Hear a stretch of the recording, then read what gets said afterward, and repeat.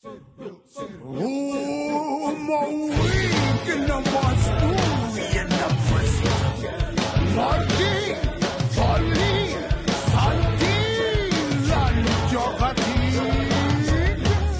saatnya kita memilih 27 November tahun ini. Dengar kata hati, salurkan aspirasi. Suaraku, suaramu kan sangat berarti. Hei semangat Bali, lingang makin sarang sami. Masa depan Bali, memilih dengan nurani. Kita merawat demokrasi. Kita damai, kita peduli. Kita semua menjaga Bali.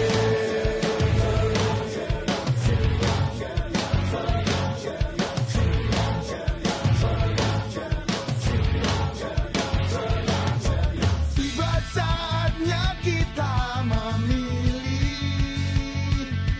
27 November tahun ini. Dengar kata hati, salurkan aspirasi. Suaraku, suaramu kan sangat berarti. Hei semangat Bali, lingang makin sarang sami. Masa depan Bali, memilih dengan nurani. Kita merawat demokrasi.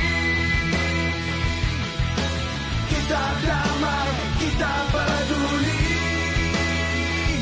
Kita semua menjaga Bali.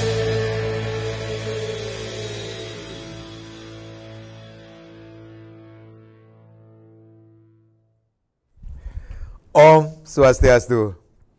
Selamat malam pemirsa, apa kabar Anda malam hari ini? Waduh, ini awalnya saya sudah beribetan nih. Ini tadi merinding banget ya waktu melihat bumpernya itu, jinglenya luar biasa sekali.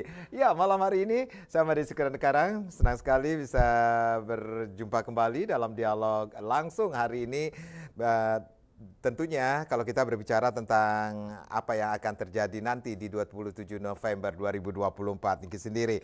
Ya, pemirsa, Pilkada serentak tahun 2024 akan diikuti sebanyak 37 provinsi, kemudian ada 508 kabupaten kota yang akan dilaksanakan hari Rabu 27 November 2024. Nah, Bali menjadi salah satu daerah yang juga akan menyelenggarakan Pilkada serentak untuk memilih gubernur, kemudian bupati, wali kota beserta wakilnya.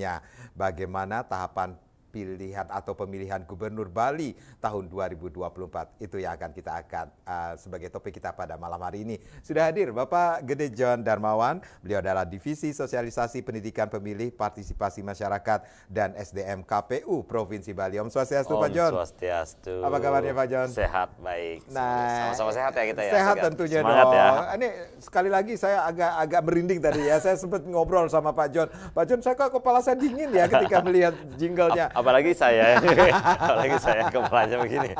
Pak John, ini pemilihannya keren banget ini untuk jingle kita. Iya, karena kami sadar bahwa hampir 58% pemilih kita pemilih yang Gen Z dan milenial ya. Baik. Jadi kita berusaha masuk ke mereka dengan pilihan karakter musik, genrenya agak ngerok tapi ya unsur ininya magis Balinya tetap kita jaga. Baik, itu makanya akhirnya seperti itu. Akhirnya ya mudah-mudahan bisa luar biasa sekali. Itu ada lirik-liriknya juga yang membuat saya sekali lagi ini masih dingin loh Kak. Saya yang masih dingin harus kita patut di paling belakang ya. Kita semua menjaga Bali. Betul sekali, merawat demokrasi, kemudian kita peduli bagaimana demi masa depan Bali dan menjaga Bali. Ya, itu betul. Itu Ngardi Bali Santi Lanjaga Dita. Ya, itu dia ya. Ini pertemuan kali keberapa ya sama Pak John ya? Ketika itu saya masih ingat kita masih ketemunya di pemilu ya Pak? Iya, di pemilu. Ke pemilu ya. Ya, Pak John, kita sudah akan sebentar lagi akan menghadapi tahapan Pilgub Bali 2024 ini sendiri. Tentunya tahapan penyelenggaraan Pilkada 2024 sedang berlangsung. Saat ini kalau tidak salah ini untuk penelitian persyaratan calon juga sedang betul. dilakukan ya. Iya, betul. Kami sudah melakukan proses penerimaan pendaftaran pasangan calon yang kami laksanakan di tanggal 27 sampai tanggal 29 Agustus bulan kemarin. Ya. Itu sudah kami terima dan ada 2 pasangan calon yang menyerahkan berkas pendaftaran kepada kami. Setelah proses pendaftaran kami terima, besoknya atau dalam rentang tahapan sampai tanggal 2 September itu dilakukan proses pemeriksaan kesehatan pasangan calon untuk bisa kita mengetahui apakah pasangan calon gubernur dan wakil gubernur ini layak dari sisi kesehatan baik fisik maupun psikisnya mereka untuk memimpin Bali ke Sudah depan. layakkah kedua calon kita? Sudah kami sampaikan, kami juga sudah mendapatkan hasil dari pemeriksaan kesehatan bahwa kedua pasangan ini dinyatakan layak untuk mengikuti proses administrasi berikutnya. Jadi kesehatannya sudah oke. Yeah. Masuk ke proses penelitian yang lain terkait ijazah, terkait surat kelengkapan yang lain juga sudah kami lakukan dan ada beberapa persyaratan calon yang memang harus diperbaiki dan sudah dilakukan perbaikan oleh pasangan calon. Apa itu perbaikan persyaratan calonnya contohnya Ya Pak? contoh kayak foto, diminta foto yang terbaru, Oh, ya kan. iya. Terus ada satu lagi terkait laporan hasil kekayaan. Yang bersangkutan sudah mengurus, cuman belum ada feedback bukti administratif dari KPK. Baik. Jadi sudah ada inisiatif, cuman kami menunggu dan memang pada masanya sudah diserahkan surat itu. Dan sekarang saatnya adalah penelitian administrasi dan dilanjutkan juga ini tanggapan masyarakat ya. Oke. Dari tanggal Baik, 15 baik. sampai tanggal 18. Jadi dalam proses pencalonan ini bukan hanya sepihak menjadi tugas KPU dalam proses penelitian berkas, tapi dibuka ruang kepada masyarakat untuk memberikan tanggapan terhadap kedua pasangan calon ini. Tanggapannya tentu saja tanggapan dengan bukti dan fakta ya. Contoh umpamanya apakah, Ya. oh setahu saya Bapak ini dulu nggak pernah sekolah di sini, ya, ijazah palsu dan segala macam. Nah itu bisa disampaikan oleh masyarakat. Tetapi jika memang tidak, ya jangan diada-adakan juga, gitu ya. Nah ini sebenarnya tanggapan ini dirasa penting untuk memperkuat pasangan calon dari sisi administratifnya.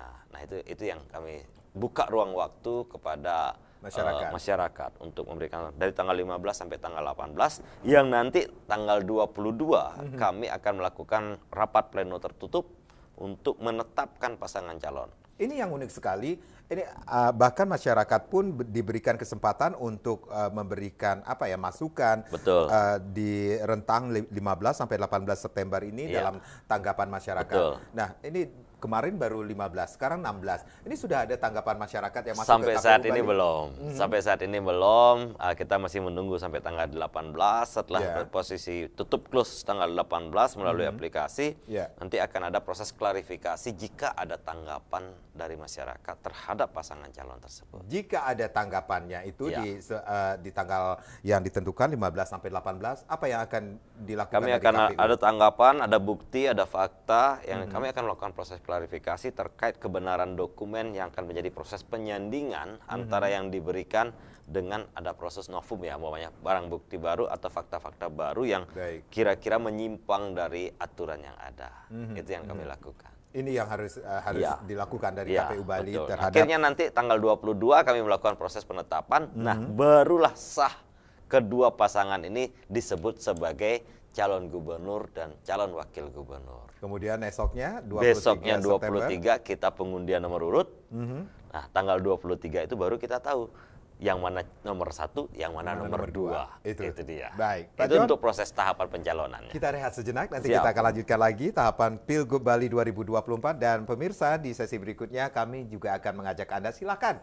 Ini kesempatan Anda untuk bertanya lebih banyak lagi. Ini namanya pesta akbar kita, pesta demokrasi kita. Yang namanya pesta harus bergembira ya Pak John ya. Tidak boleh ada hal-hal yang menyakitkan satu Waktunya sama bersama-sama. lainnya ya. Itu dia di 0361-894-8400 dan juga di 0361-894-8401. Sesaat lagi.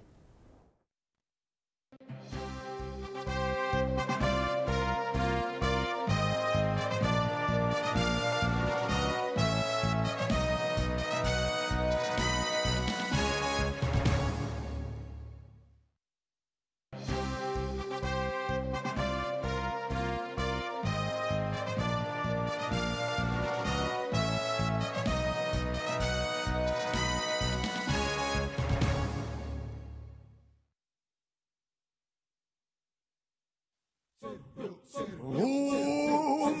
week in the month, in the first Marti, Toli, Santi, dan Jogati. Tiba saatnya kita memilih 27 November tahun ini. Dengar kata hati, salurkan aspirasi. Suaraku, suaramu kan sangat berarti. Hei semangat balik, lingang makin sarang sami. Bebaskan depan balik, memilih dengan nurani. Kita merawat demokrasi. Kita damai, kita peduli. Kita semua menjaga balik.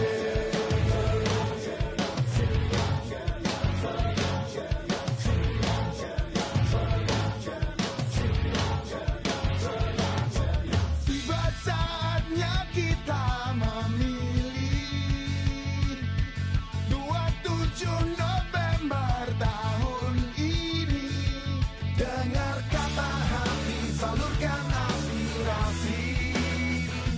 Suaraku, suaramu kan sangat berarti.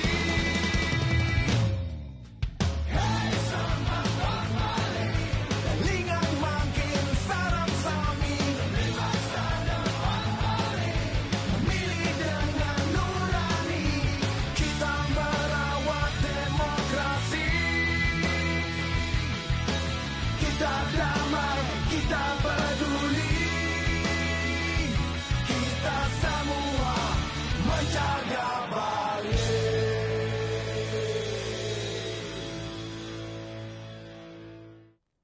Ya, 2 kali merinding nih saya. Merinding terus nanti ini. Ya keren banget nih jinglenya di KPU Bali nih sendiri ya. Tahapan pemilihan gubernur Bali 2024. Masih kita bahas, masih bersama Bapak Gede John Darmawan. Beliau adalah Divisi Sosialisasi Pendidikan Pemilih, Partisipasi Masyarakat dan SDM KPU Provinsi Bali. Nah, ini kesempatan Anda untuk ikut berpartisipasi di 0361894800 dan juga di 0361894801. Ini kebetulan sudah ada Bapak John di sini ya. Anda bisa bertanya lebih banyak lagi tentang tahapan Silakan. Pilgub Bali ini sendiri, Pak John. Kalau kita berbicara tentang apa yang sudah dilakukan dari KPU Bali sampai saat ini masih dalam tahap sampai 21 September nanti akan ada penelitian persyaratan calon, kemudian 22 September baru disebut sah Sebagai calon. Ya. seperti itu ya Pak Ya. Gon. Nah, sebenarnya target atau target yang ingin dicapai dari KPU Bali ini sendiri untuk Pilgub Bali 2024 seperti berapa persen sih Pak? Ya, kalau target partisipasi pemilih ya, kita nggak muluk-muluk pasang target. Ya. Walaupun sebenarnya ketika kita di pemilu 2024 yang tanggal 14 Februari 2024, itu capaian partisipasi pemilih kita itu di angka 83,3%. Tetapi untuk di pilkada ini kami memasang angka 75% seluruh Bali ya. Jadi untuk di Pilgub kami memasang target 75% karena apa? Ya. Berbeda ininya, nuansa persaingan pemilu dan pilkada itu harus kita bedakan. Kalau pemilu kita menerima 5 surat suara, DPR, DPRD provinsi, DPRD kabupaten kota, DPD dan presiden. Yeah. Kalau mereka nggak suka 4, mereka akan datang untuk memilih yang presiden, ya kan? Atau kalau mereka ya sudah saya nggak suka yang presiden ini enggak, tapi saya akan punya calon untuk DPRD kabupaten kota, Oke. ya kan? Yeah. Akhirnya mereka ada keinginan untuk hadir. Tetapi kalau bicara pilkada ini calonnya hanya 2 atau 3 gitu kan, peluang untuk tidak hadir. Karena kalau kita bermain di grafik dari setiap proses kepemiluan, tingkat partisipasi pemilih itu untuk di pilkada pasti agak jomplang dibandingkan pemilu ya. Pemilu umpamanya 83,3%, di pilkadanya hanya 74%. Nah, ini tapi kami berusaha betul dalam rentang waktu kurang lebih tersisa 72 hari ini menuju hari H tanggal 27 November. Kami ingin mengajak masyarakat Bali untuk menggunakan hak pilihnya. Baik. Untuk hadir ke TPS, kita memilih sekali lagi untuk memilih pemimpin-pemimpin lokal di tingkatan provinsi dan di tingkatan kabupaten kota. Baik. Kita masih memiliki hak untuk memilih pemimpin kita, mari kita gunakan hak itu dengan baik. Bahwa seperti yang tadi disampaikan kan, bahwa memilih pemimpin itu kita yang memilih pemimpin. Kita punya kewenangan untuk memilih pemimpin. Kita memilih pemimpin untuk memimpin kita 5 tahun ke depan. Jadi yang menentukan siapa yang akan menjadi pemimpin itu ya kita sendiri. Mari kita gunakan hak itu. Baik. Itu sebenarnya yang kami ingin ajak. Rentang waktu 72 hari kami sudah mulai membentuk yang namanya Relawan Demokrasi. Baik. Nah, Ya. ini selaku divisi sosialisasi ini sendiri untuk mencapai target 75% dalam tahapan Pilgub Bali 2024 ini sendiri, sosialisasi seperti apa yang sudah dilakukan, Pak, dari Ya. KPU Bali? Kalau bentuk-bentuk sosialisasi kami sudah mulai gas ya. Sudah mulai gas itu sejak bahkan ketika pemilu selesai 2024 bulan Februari, kami langsung ngebut untuk pemilihan kepala daerah sosialisasinya. Media sosial kami dipenuhi. Baik. Mengingatkan bahwa pemilu belum selesai, pemilunya selesai tapi ada pilkada nih gitu kan. Setelah itu kegiatan-kegiatan sosialisasi masif lagi kami turun, baik pertemuan tatap muka, sosialisasi ke Banjar-Banjar kami sudah lakukan, Baik. ke pasar-pasar kami juga lakukan. Bahkan kemarin yang terbaru kami melakukan kegiatan yang agak-agak agak-agak berbeda ya, eksentrik. Kami melakukan proses lomba poster dan mural di kantor KPU, bukan tentang ajakan untuk memilih, tetapi kami berikan ruang kepada seniman untuk menitipkan aspirasinya kepada pemimpin-pemimpin Bali ke depan. Dalam artian mereka membuat mural dengan tema Bali yang diinginkan. Anda ingin Bali yang seperti apa sih? Jadi kan kemarin kita rame nih di media bahwa pariwisata kita kemacetan, sampah dan segala macam. Tuangkan dalam bentuk visual dengan sedikit kata-kata yang nanti akan di tanggal 23 kami akan mengundang calon gubernur dan wakil gubernur. Itu sudah kami pajang semua. Baik. Termasuk poster dan termasuk karya-karya kartun yang dibuat oleh 5 kartunis.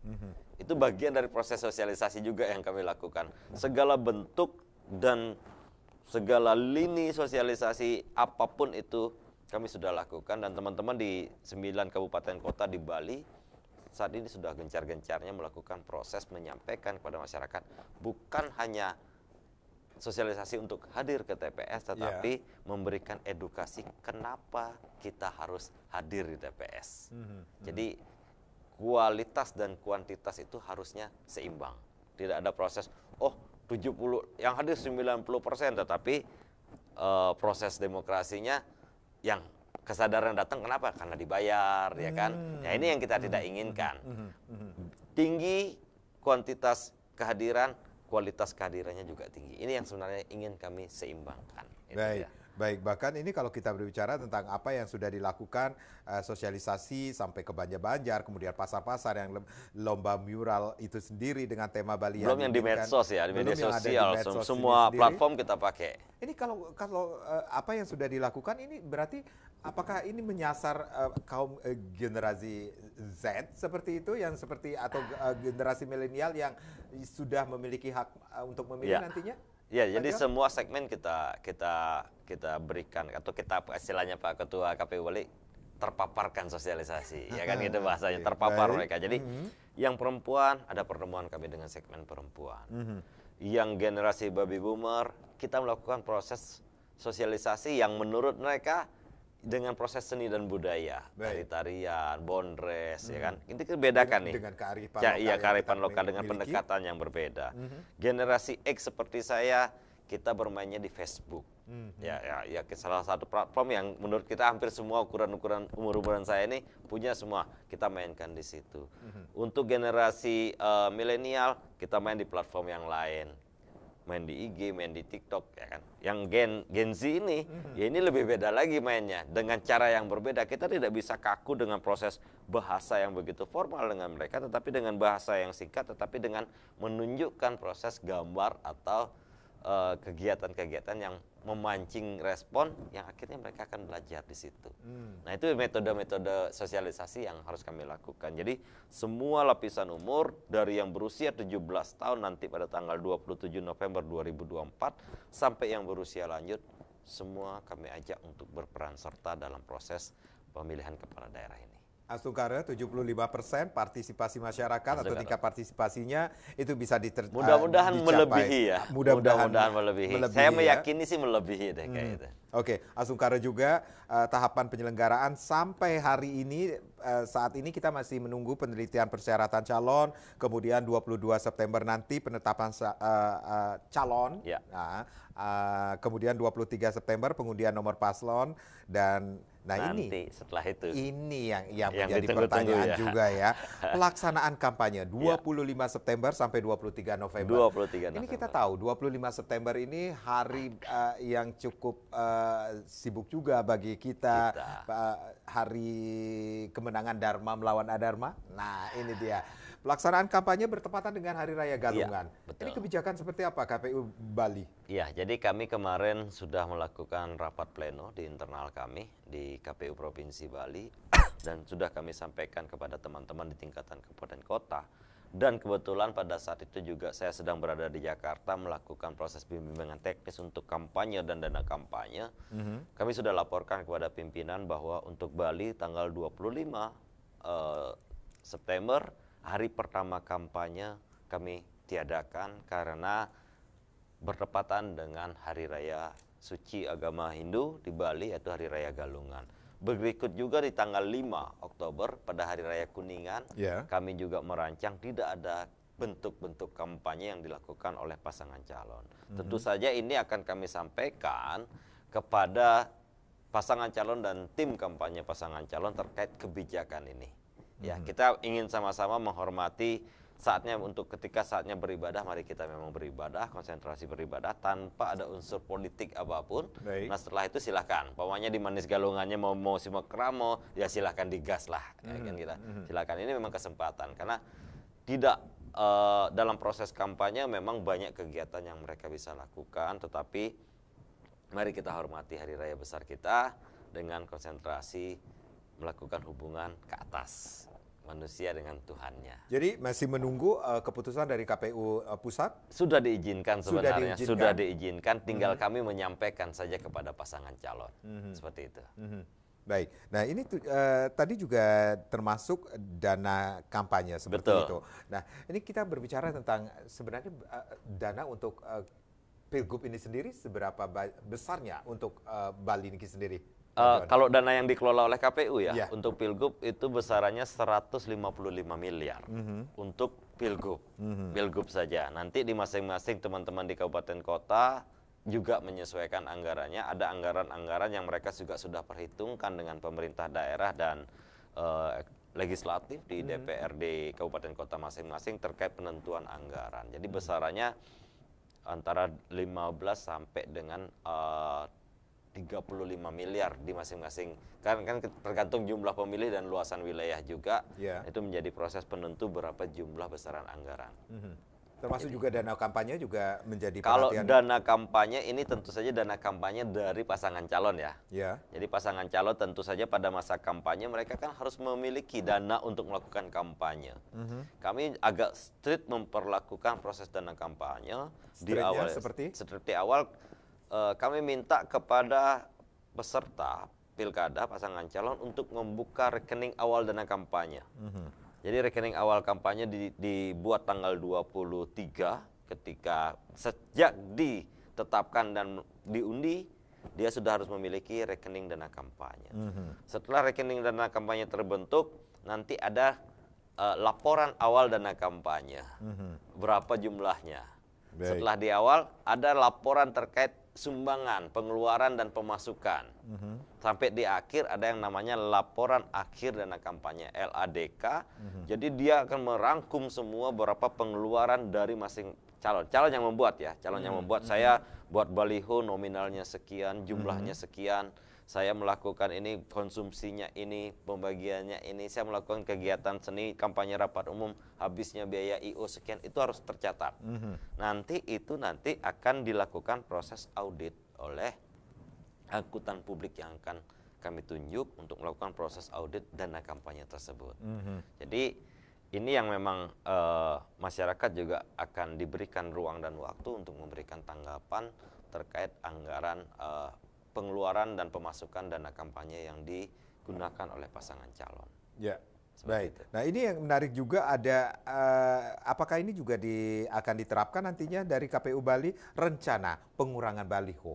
Ya, kami tentu saja dari semangat kami di awal adalah konsepnya bagaimana kita di Bali melakukan proses pemilu yang walaupun tadi disampaikan oleh Karang bahwa ini pesta. Ya. Tapi pesta kita ini tetap menjaga lingkungan kita. Yang namanya baliho itu kan unsurnya plastik. Terurai itu kalau ya dari yang saya baca itu terurai dengan di dalam tanah itu butuh waktu kurang lebih 200 tahun. Ratusan tahun. Ratusan tahun, 200 Baik. tahun. Untuk bisa menjadi dia membaur dengan tanah. Ini kan membutuhkan waktu yang lama. Nah, kami mengajak peran serta pasangan calon terutama dan tim kampanye, mari kita kurangi penggunaan sampah plastik ini. Ya. Ya, dengan memang kalau dalam PKPU, draft PKPU ada baliho atau reklame yang difasilitasi oleh KPU. Mari kita gunakan itu saja. Dalam artian tidak memasang bebas seperti yang ada sekarang. Sekarang sudah masuk musim penghujan, nanti kena angin. Tadi malam aja, tadi pagi saja saya sudah lihat banyak baliho bergelimpangan. Iya. Karena angin agak keras tadi Itu pagi. bukan kan. pertanda ya? Bukan pertanda. Karena Pertanda alam. alam maksudnya ya, alam ya. Jadi kita harus bisa melihat di situ bahwa ya mari kita kurangi kesadaran kita menjaga Bisa lingkungan. dikatakan ini KPU juga mendorong green election dalam pilkada Betul. kepada paslon nantinya? Iya, itu menjadi semangat kami. Bahkan ketika proses pemilu yang kemarin, selain mengurangi penggunaan sampah plastik yang baliho, kami juga menanam pohon. Saya ingat saya ada 118.000 pohon yang kita tanam pada saat pelantikan KPPS. Ya. Nah sekarang targetnya di pilkada ini tentu saja juga kami mengajak masyarakat pemirsa di Bali TV untuk sama-sama menanam pohon pada saat nanti di tanggal 1 November kita menanam pohon. Target kami 250 bibit pohon yang akan kami tanam di seluruh Bali. Jadi kita ini kan menggunakan surat suara nih. 250.000 bibit pohon yang akan kami pakai nantinya. Jadi gitu. Baik. Ya. Itu yang kita inginkan tentunya ya untuk mengurangi sampah plastik, menjaga alam seperti itu, dan tentunya mendorong green election dalam pilkada itu. Itu yang terpenting tentunya. Kita rehat kembali. Siap. Nanti kami akan kembali, tapi tentunya setelah yang berikut ini.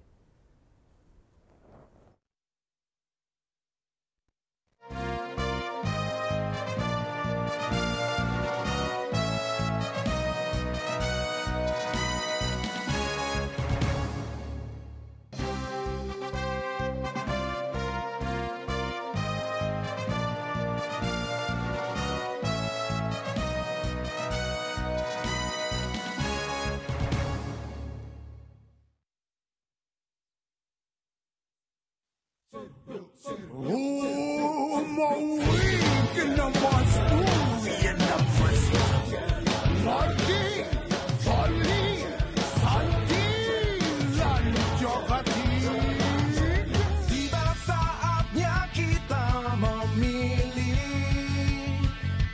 27 November tahun ini. Dengar kata hati, salurkan aspirasi. Suaraku, suaramu kan sangat berarti.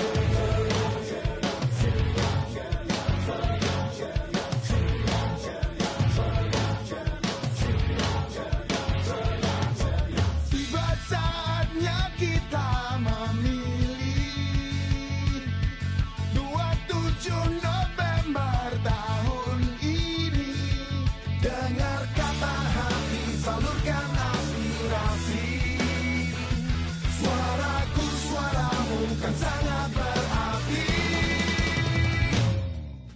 Hei selamat kembali, telingang makin sarang sami, bebas dan dapat balik, memilih dengan nurani, kita merawat demokrasi. Kita damai, kita peduli, kita semua menjaga Bali.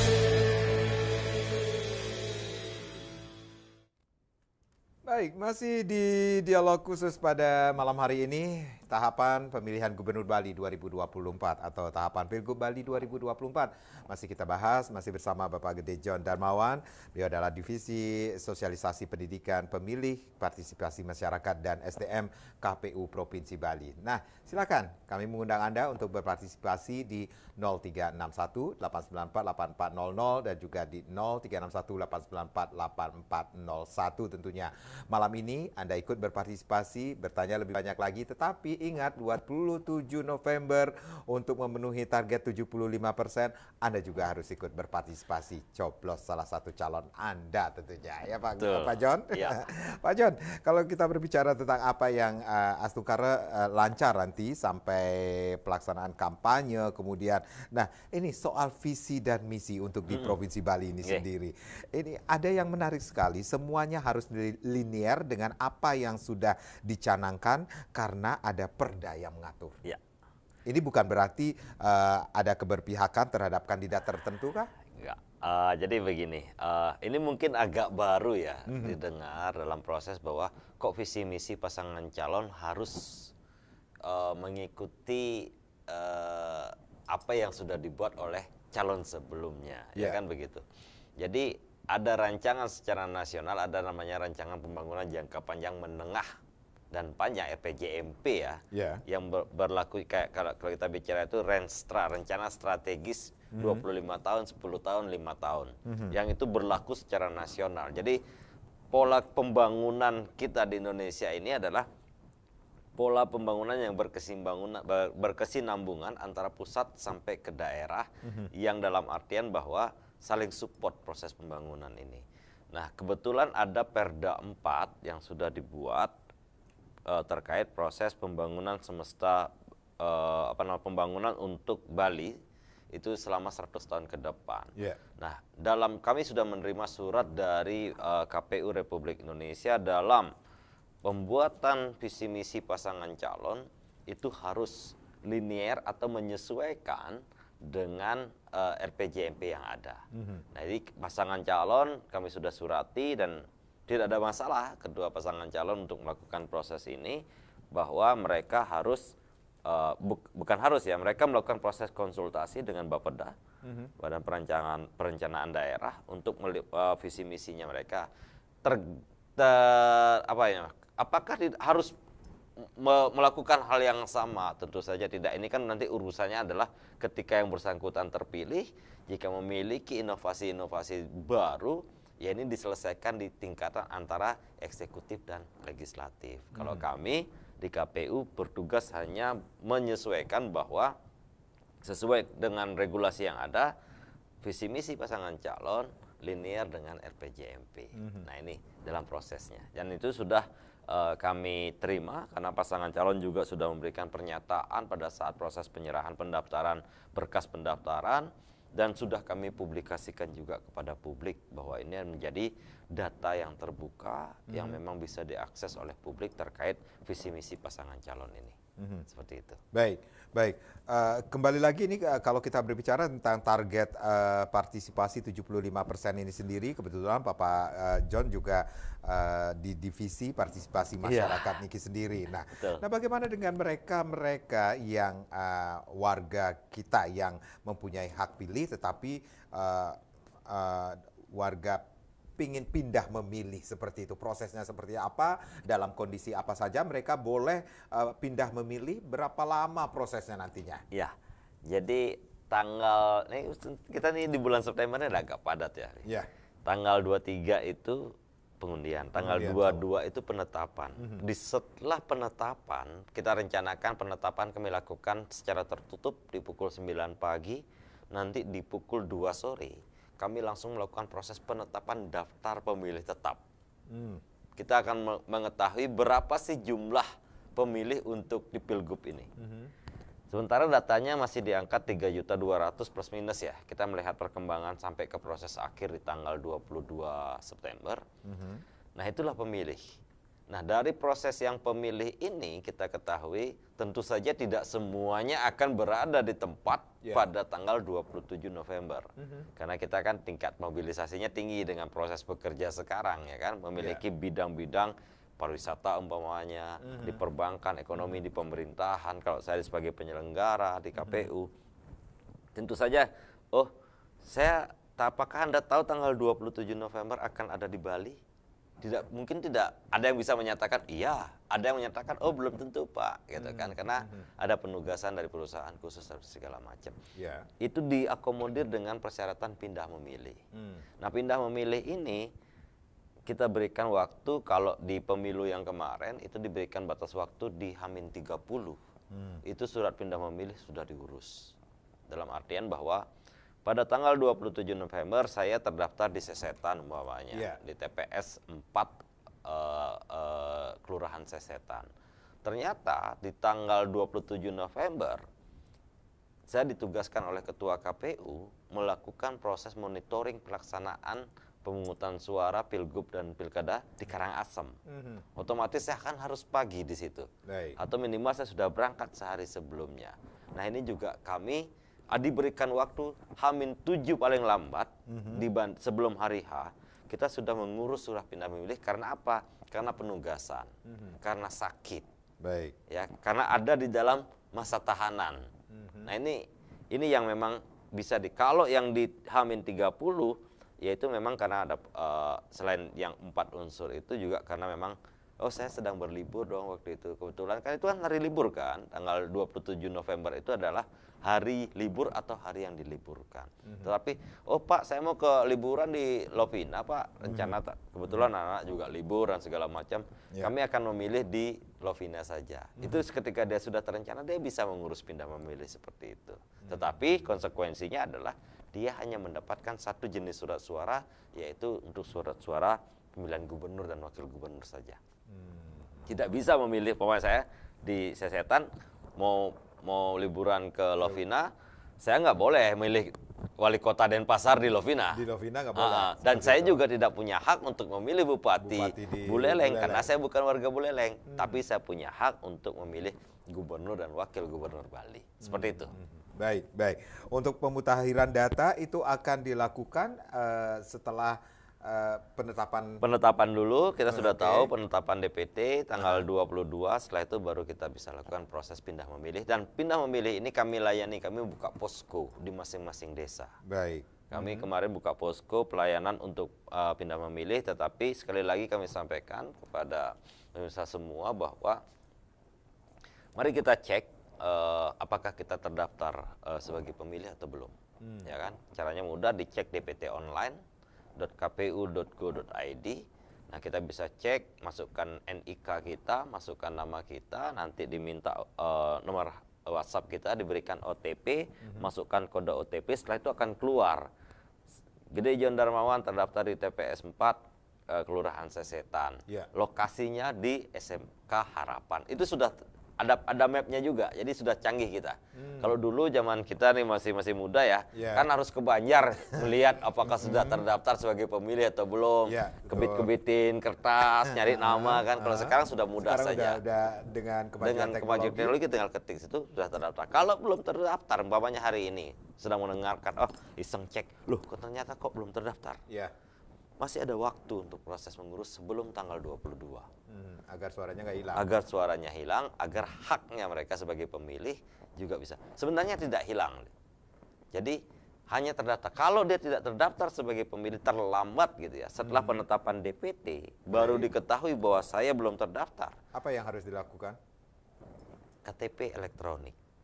Datang ke TPS pukul 12 siang. Jadi tidak hilang hak suara saya. Bisa datang dengan membawa KTP elektronik di mana sesuai dengan domisili. Umpamanya Sesetan, alamatnya John ada di Pulau Serangan, Jalan Pulau Serangan, Banjarkaja, Sesetan. Saya hanya boleh memilih di TPS yang ada di Kelurahan Sesetan Jadi saja. ada jaminankah setelah jam 12 itu bisa menyalurkan hak suaranya Iya. bagi mereka yang seperti itu Iya. kondisinya? Iya.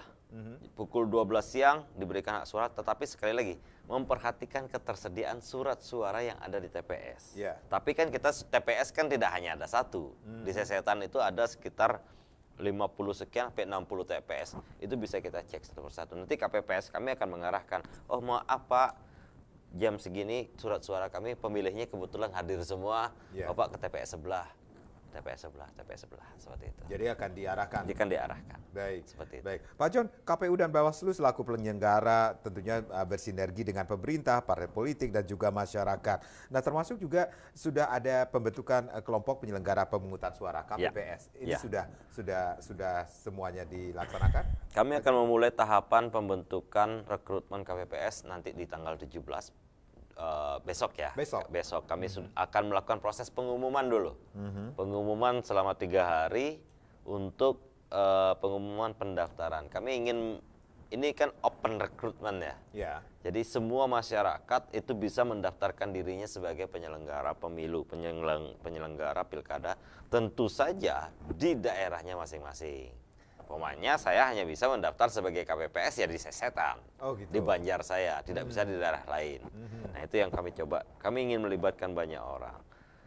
Dibutuhkan 7 orang KPPS dan 2 orang satuan pengamanan di TPS. Jadi total kebutuhan kami ada 9 orang. Nanti dari rekan kami sama penyelenggara yaitu Bawaslu membutuhkan 1 orang PTPS, pengawas TPS yang mengawasi proses jalannya pemungutan suara di TPS pada hari H. Itu dibutuhkan 1 orang. Jadi ada proses, mari kita terlibat bersama-sama dalam proses penyelenggaraan pemilu ini. Ini ada yang harus diketahui oleh masyarakat bahwa KPPS berbeda dengan PTPS. Betul. Kalau KPPS itu kan kelompok penyelenggara pemungutan suara. Kalau PTPS itu pengawas Petugas tempat pemungutan suara. seperti itu. Iya, pengawas pemungutan suara. Nah, itu yang mereka. Jadi yang 7 ini bekerja secara teknis, melayani pemilih dari awal. KPPS 4 menerima proses pendaftaran, membawa surat pemberitahuan disampaikan, nanti diarahkan kepada KPPS 1. KPPS 1 akan memberikan surat suara, disaksikan oleh KPPS 2 dan 3, KPPS 4 di luar, KPPS 5 akan mengarahkan proses di bilik suara. Kami siapkan sekitar 4 bilik. Nanti dibawa ke kotak suara untuk memasukkan surat suara. Nanti akan ada pemberian pencelupan tinta bahwa yang bersangkutan sudah memberikan pilihannya atau sudah hadir ke TPS memberikan pilihannya, dicelupkan tinta berwarna biru. Nah itu yang dilakukan. Kalau PTPS, pengawas TPS, dia akan melihat secara keseluruhan. Yang dilihat adalah apakah benar pengguna hak pilih itu memang yang bersangkutan. Jangan salah, banyak yang menyalahgunakan hak orang. Umpamanya, oh ini meninggal, ternyata belum dicoret, saya bisa dong menggantikan. Nah itu sebenarnya tidak boleh. Nah inilah petugas PTPS yang mengamati jalannya proses itu. Proses kecurangan, oh ternyata harusnya dapat 1 surat suara, kok dikasihnya 2. Ya kan, harusnya mendapatkan 2 surat suara, ini kok dapatnya double. Di Pilgub dapat 3 suara, di pemilihan Denpasar dapat 3 surat suara. Ini juga diawasi oleh PTPS. Jadi proses pelaksanaan pemilihan suara di TPS ini memang kita harus sama-sama jaga. Itu yang kita lakukan. Jadi bisa mencegah kecurangan yang ada, pengawasan itu tujuannya. semuanya. Iya, seperti itu. Dan untuk logistik pilkada juga sudah sangat dipersiapkan dari KPU Bali ini? Kami sudah melakukan proses persiapan untuk logistik ya, logistik kecuali surat suara ya. Kalau kotak bilik kami sudah melakukan proses pencetakan, tinta surat suara bahkan sudah dalam proses pengiriman menuju ke Bali karena ini tercetak di, kalau nggak salah saya di Tangerang kalau nggak salah, untuk tinta. Selebihnya kayak karet, gelang, plastik, sampul ini masih dalam proses. Nah untuk surat suara kami akan cetak setelah penetapan pengundian nomor urut, baru kami akan melakukan proses pencetakan surat suara. Diharapkan nanti minimal di H-3 semua kelengkapan itu sudah tersedia untuk kita distribusikan turun ke TPS. Di H-3 itu juga masuk kepada masa tenang. Ya kan, masa tenang ini artinya tidak ada aktivitas kampanye yang kita mulai dari tanggal 24 sampai tanggal 27 Agustus. 23 November itu selesai kampanye. 24 sampai 26 itu masa tenang, tidak ada proses kampanye apapun, kita bersih-bersih. Bersihkan semua alat peraga, semua diturunkan. Nanti berikan kemurnian kepada pemilih di TPS berdasarkan pilihannya sendiri. Mereka hadir tanpa dipengaruhi oleh apapun. Baik, Gitu. Pak John, kita rehat kembali. Nanti Siap. kita akan lanjutkan lagi bagaimana tahapan Pilgub Bali 2024. Kami akan kembali, tapi tentunya setelah yang berikut ini.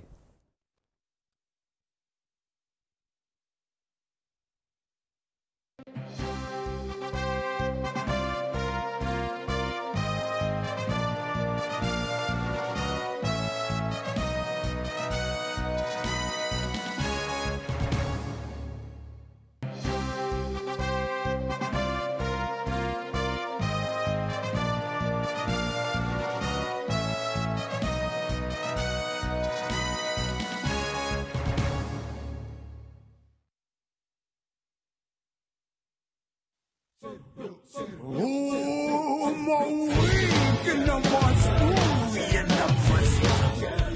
Martin, Tony, Santi, dan Jokati. Tiba saatnya kita memilih 27 November tahun ini. Dengar kata hati, salurkan aspirasi. Suaraku, suaramu kan sangat berarti. Hei semangat Bali, lingang makin sarang sami.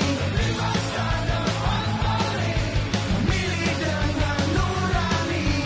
Kita merawat demokrasi. Kita damai, kita peduli. Kita semua menjaga Bali.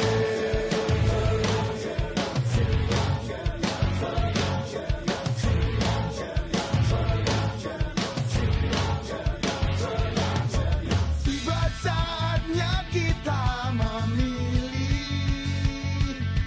27 November tahun ini. Dengar kata hati, salurkan aspirasi. Suaraku, suaramu kan sangat berarti. Hei semangat Bali, lingang makin sarang sami. Masa depan Bali, memilih dengan nurani. Kita merawat demokrasi. Kita damai, kita peduli. Kita semua menjaga Bali. Ya, terima kasih. Di sesi yang terakhir ini kita masih berbincang-bincang mengenai tahapan Pilgub Bali 2024. Nah, silakan Anda yang ingin bergabung bersama kami. Kembali kami mengundang Anda untuk berpartisipasi di 036189484400 dan juga di 036189484401 tentunya. Masih bersama Bapak Gede John Darmawan. Beliau adalah Divisi Sosialisasi Pendidikan Pemilih, Partisipasi Masyarakat dan SDM KPU Provinsi Bali. Pak John, kalau kita berbicara tentang hal-hal yang, nah ini yang semakin maju teknologi teknologi informasi ini sendiri, itu juga semakin banyak sekali hal-hal yang perlu kita antisipasi seperti itu. Black campaign seperti itu, kemudian money politik seperti itu juga menjadi Berita perhatian hoax, dari kan? hoax juga. Itu juga menjadi perhatian dari KPU Provinsi Bali dalam Pilgub ini. Iya, jadi kami dalam proses, ya kita kan dalam melakukan kegiatan ini ada mitigasi-mitigasi yang sudah kami lakukan terhadap proses pelaksanaan jalannya pemilihan kepala daerah. Saat ini informasi banyak didapatkan di media sosial, ya kan? Media sosial yang ya dari kajian jurnalistik bukanlah sepertinya seperti seperti tulisan jurnalis, seperti tulisan hasil karya jurnalistik. Tetapi kalau kita baca lebih runut lagi dengan sumber data yang ada, lebih banyak ke proses opini. Jadi bagi kita semua ini, mengingatkan kita semua menjadi proses yang sangat bijak ketika kita mendapatkan suatu literasi di media sosial, sebaiknya kita bandingkan dengan literasi teoritis yang ada untuk memperkaya kita, sehingga kita bisa berpikir subjektif dan objektif terhadap suatu tulisan atau suatu pendapat maupun suatu opini. Kadang-kadang bahwa ya dengan metode-metode yang ada sekarang, yang paling mudah menemui kita saling bertemu, umpamanya saya dengan sekarang kan nomor HP punya umpamanya. Kadang-kadang kita nggak punya nomor HP, punya satu grup WhatsApp yang sama, komennya malah nggak di situ, malah di medsos kan. Saling share dan segala macam. Ya itu yang kita pakai. Nah ini yang sebenarnya kita coba memberikan kesadaran. Ada istilah saring dulu sebelum sharing. Bagaimana kita memiliki literasi yang cukup terhadap suatu permasalahan, tidak cepat percaya terhadap suatu postingan, bagaimana kita bisa mencari pembanding terhadap apa yang kita dapatkan. Ini menjadi proses yang harus kita lakukan dalam proses perkembangan zaman ini. Dan satu lagi yang selalu kami ingatkan, bahwa dalam politik ini kita harus dewasa. Ya kan? Yang namanya pemilu maupun pilkada ini kompetisi. Ya. Kalau istilah pimpinan kami ini adalah apa namanya? Pertarungan yang dilegalkan. Ya kan? Jadi semua ada aturan mainnya. Jadi jangan terlalu baper lah ketika proses bahwa ini proses mereka melakukan proses, ketika kami kan juga membuka ruang debat, ya, debat kepada pasangan calon yang disaksikan oleh publik. Itu adalah debat pemikiran, debat program dan debat visi yang akademis dan juga ilmiah, tidak mau mancing emosi, ya, dalam artian kan kadang-kadang kita yang menonton malah terpancing emosinya. Nah ini yang sebenarnya kita harus benar-benar dewasa ketika kita melihat proses suatu kompetisi. Siapapun pemenangnya itu akan menjadi pemimpin kita. Yang kalah juga dia akan tetap kita hormati karena dia secara satria mengikuti kompetisi ini. Tidak semua orang berani berkompetisi. Ketika yang bersangkutan berkompetisi, tentu saja mereka memiliki kompetensinya masing-masing dan kita hormati itu.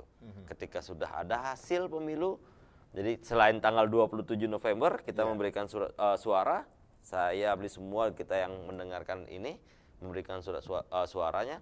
Nanti 18 September, 18 Desember kita sudah mengetahui siapa pemenangnya, peraih suara terbanyak dalam kontestasi ini. Nanti di bulan Januari akan dilakukan proses pelantikan dari pemenang tersebut. Nah itulah tahapan-tahapan pemilihan kepala daerah yang ya cukup panjang juga ya sebenarnya. Tapi ini bagian kita melatih proses demokrasi kita. Nah, melatih proses demokrasi. Kemudian untuk dalam politik seperti Pak John katakan ini ada kedewasaan berpolitik. Betul. Itu yang perlu ditanamkan kepada masyarakat saat ini. Betul. Itu sangat-sangat penting ya buat kita. Karena apa? Ini keyakinan dari KPU Bali juga, masyarakat Bali juga sudah begitu dewasa dalam berpolitik? Ya, mungkin tidak semua orang tahu bahwa di tahun ini indeks politiknya, indeks politik di Bali ini nomor 1 di Indonesia. Indeks demokrasi kita, indeks demokrasi kita nomor 1 di Indonesia. Ini menjadi pencapaian prestasi bahwa ada suara aspirasi masyarakat yang didengarkan, ada yang disampaikan, bagaimana mengelola aspirasi itu dalam bentuk aksi nyata. Bagaimana kita menanggulangi, umpamanya ada aksi, apa yang dilakukan, ada represivitas atau tidak, segala macam. Bagaimana kita melakukan proses diskusi, bagaimana ruang publik begitu dibuka. Ini menjadi prestasi buat kita. Bagaimana pemilu kemarin dengan kerumitannya, Pak. Pemilu, kata orang, pemilu paling rumit sedunia nih gitu kan. Di Bali, prestasi kita ya. Di Bali itu adalah yang paling cepat melakukan proses rekapitulasi di tingkatan nasional. Kita hanya membutuhkan waktu kurang lebih 30 menit untuk hasil keseluruhan. Dan Bali adalah satu-satunya provinsi yang tidak ada sengketa di Mahkamah Konstitusi. Dan ini peran kita semua yang ada di Bali, kami di KPU, pemilih, peserta pemilu, ada dalam ruang kedewasaan itu. Sehingga kita menjadi yang tertinggi atau yang teratas dalam indeks demokrasi. Bercermin dari pelaksanaan pemilu itu sendiri, Betul. kita harapkan itu juga terjadi pada saat Proses pilkada. Mari kita jaga prestasi itu.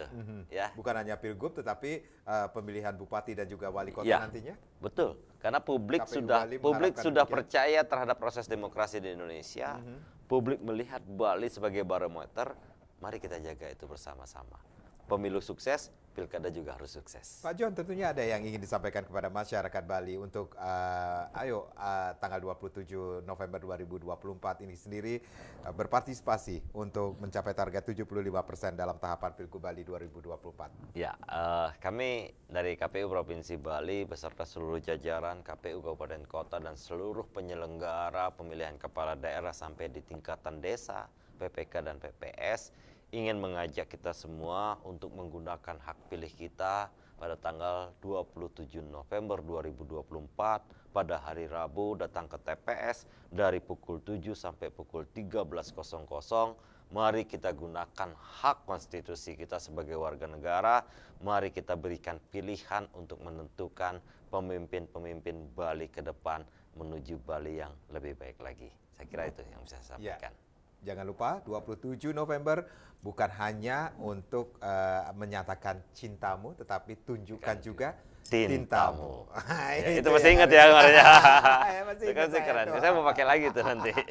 Pak John, terima kasih sudah sharing ya. Terima Kita kasih. tunggu lagi nih. Siap. Mudah-mudahan Astungkare nih pilkada pemilihan gubernur Dengan usaha kita semua, berjalan dengan lancar. dengan niat kita semua akan menjadi lancar. Baik, terima kasih. Saya Madi Rahayu sekarang. semuanya. Terima kasih. Kita berjumpa lagi di lain kesempatan.